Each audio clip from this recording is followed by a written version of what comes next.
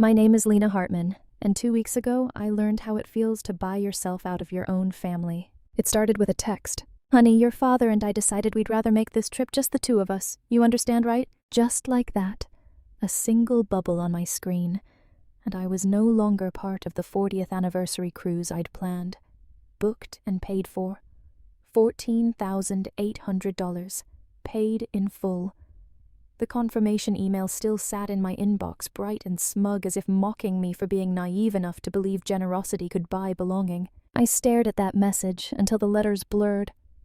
Then I typed back what my mother had always taught me to say when disappointed. Sure, Mom, enjoy the view. I didn't add the rest of the sentence forming quietly in my head.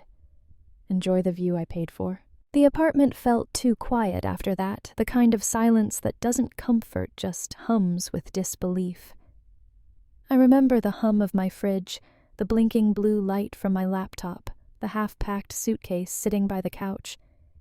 I'd been so sure I was part of this celebration, the family moment my parents claimed to treasure. That night, I opened a bottle of white wine, sat by the window, and watched the city lights scatter like broken promises. Somewhere between one sip and the next, I realized this wasn't about a cruise. It was about all the times I paid for peace that never lasted, and for once I decided not to buy it back. I used to think love was something you could earn. You worked hard, gave enough, forgave enough, and eventually it would come back to you, even if a little late. That belief kept me funding my parents' happiness like it was a subscription I couldn't cancel. Growing up, I wasn't the daughter my mother bragged about. That role belonged to my cousin Emma, the doctor with the perfect teeth, and a husband who wore cufflinks. I was the numbers girl, quiet and efficient, the one who remembered birthdays and booked flights, but never the one standing in pictures on the mantel. My mom called me practical, which was her polite way of saying unremarkable. Still, when she complained about the mortgage, I paid it off. When Dad's car broke down, I bought a new one under his name, and when their 40th anniversary came around, I thought maybe, just maybe, this was my chance to give them something that would finally make her proud. I spent 3 months researching cruise lines, comparing cabins, arranging special dinners, and upgrading them to a balcony suite. The travel agent even smiled when I confirmed payment. You must really love them, she said. I did.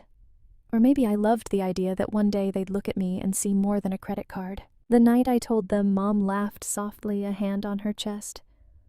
Lena, that's extravagant. She didn't sound impressed, just surprised, like I'd done something socially inappropriate. Dad gave me a pat on the shoulder, the kind people give to colleagues who just announced a project that doesn't concern them. I brushed it off, told myself they just needed time to process the gesture. I'd always been the quiet one, the helper, the background player. Maybe this was my scene at last. When the tickets arrived, Mom texted, "We'll start packing soon. Maybe you should get some rest." Sweetheart, you've done enough.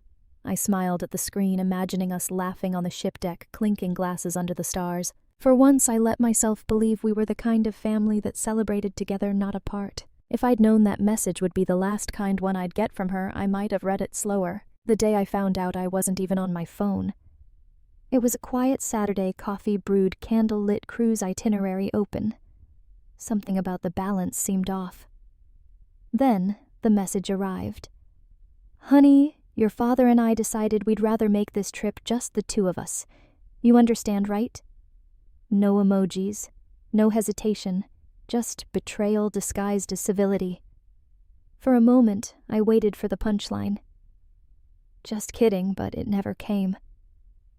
The typing dots blinked, then vanished. Silence. Calls went to voicemail.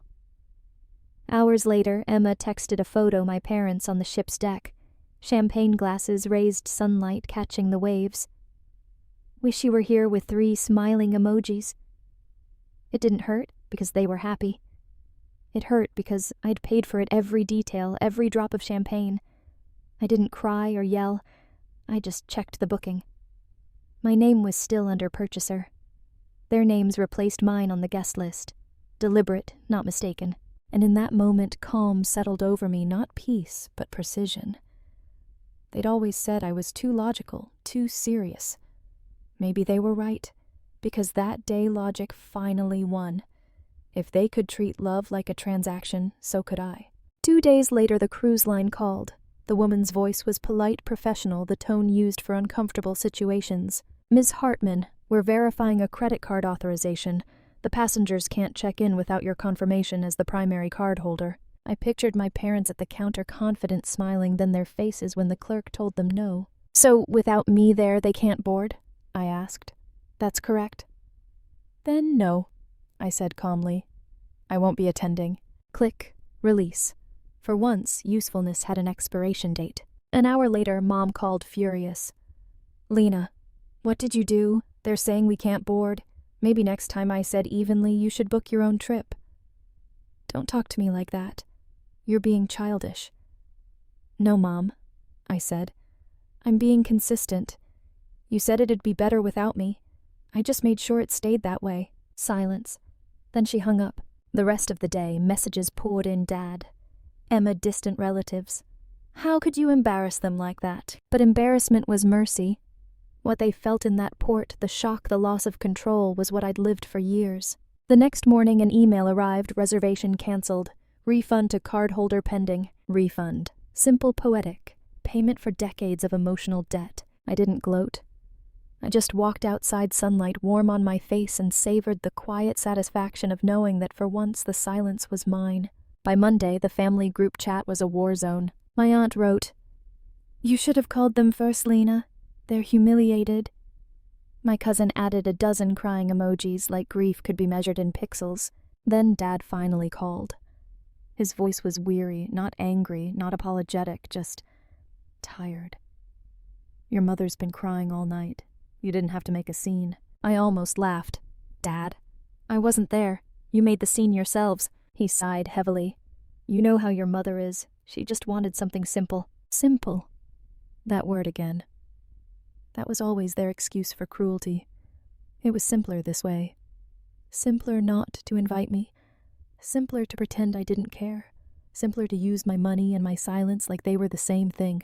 "Dad, I said I paid for that cruise. I planned it for months. And you both decided it would be better without me. You don't get to rewrite that because the consequence finally showed up." He started to say something, then stopped. For the first time, I heard something new in his silence, uncertainty. After that, Mom went on her campaign. She called everyone friends, cousins, even my old piano teacher, to tell them how cold I'd become. "She's changed," she told them. "She used to care." No, I thought. I just stopped caring in the way that benefited you. Meanwhile, they rebooked a new vacation, cheaper inland this time. I found out when my bank app pinged with another $2,000 charge to my old card. They'd used the same number I'd given them years ago. I didn't even blink. I called the bank, froze the card, and transferred the balance out. That night, I posted a photo, me and Miles clinking glasses on a beach somewhere warmer than their resentment. The caption was simple. "Sometimes peace costs less than family." By the next morning, Mom had blocked me. Dad texted once, "You didn't need to go that far." But I did. Because they never saw boundaries as lines, only as invitations to cross. For weeks after, the family buzzed with whispers. "Did you hear what Lena did?" Her own parents. She canceled their trip, and every time I smiled. Not because I wanted them to talk, but because for once the story wasn't about how generous I was. It was about how I finally stopped paying to be loved. What they called cruelty was in truth my first act of mercy on myself. The quiet that followed wasn't peace. Not at first. It was the kind of quiet that echoes a silence too big for one apartment, too loud for one heart. I kept waiting for guilt to hit me. The kind that twists your stomach and makes you question if you went too far. But it never came. What came instead was something slower, heavier realization. I had spent my entire adult life sending emotional invoices that were never paid. Every favor, every transfer, every "Don't worry, I got it," all of it had been an unspoken plea. See me. Choose me. Love me back. And they never did.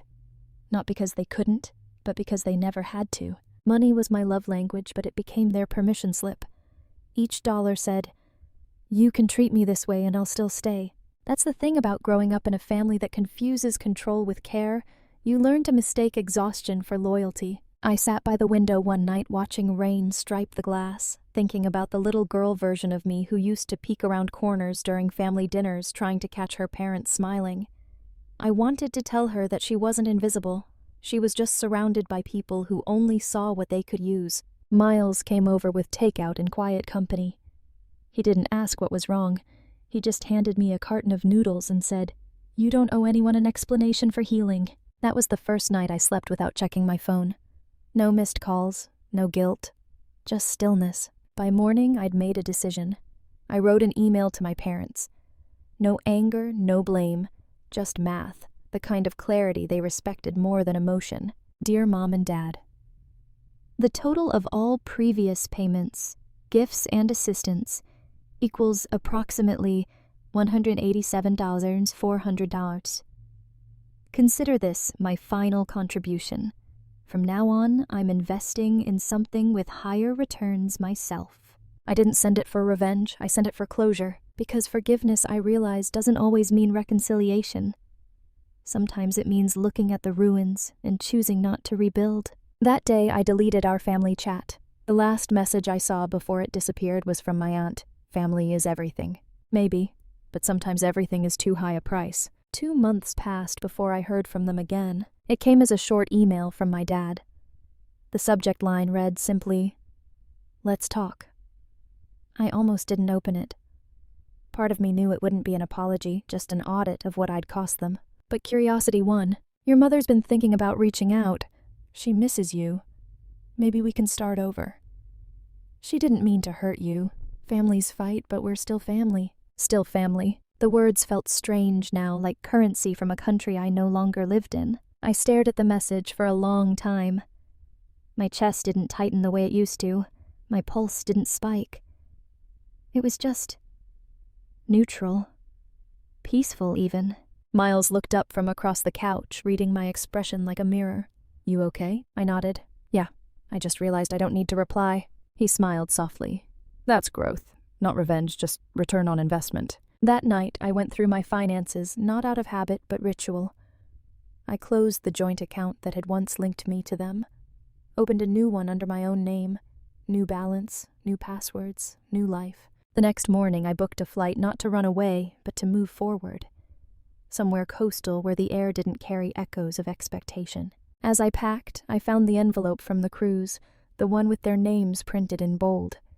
I held it for a second, smiled faintly, then dropped it in the trash. Some goodbyes don't need closure, they just need space. For years, I'd been the invisible investor in their lives, funding memories. I wasn't part of paying emotional taxes. I didn't owe. Now I was finally investing in something that didn't depreciate my own peace. As the plane took off, I looked out the window. The city that had once held all my guilt grew smaller until it disappeared beneath clouds. And somewhere between altitude and clarity, I realized they never excluded me from that cruise. They just gave me a head start on leaving the version of myself that still needed their permission. I smiled to myself. Sometimes the best revenge isn't taking something back. It's never wanting it again. I used to believe revenge needed witnesses, that justice only counted if someone saw you win. But when I finally stepped away from my parents' noise, I realized the opposite was true. The most powerful revenge is the kind no one claps for. The kind that looks like silent stability and sleep that doesn't ache. People think stories like mine end with confrontation, a slammed door, a courtroom speech, maybe a tearful apology. Mine ended in an airport terminal with no fanfare at all, just me, a carry-on bag, and a boarding pass with my name on it. Paid for by me, used by me. Sometimes I think about them, my parents. Whether they ever tell people the truth or just keep painting me as the daughter who turned cold. Either way, I've stopped caring about the narrative, because freedom isn't about being understood. It's about no longer explaining. In the end, I didn't get an apology. But I did get something: better distance, clarity, and the unshakable knowledge that I'll never fund my own erasure again. Mom once told me, "You'll understand when you have children of your own." Maybe she was right. If I ever do, I'll make sure they never have to buy my love. Revenge, I've learned, isn't about taking back what was stolen. It's about refusing to keep paying for what was never real, and that finally is profit.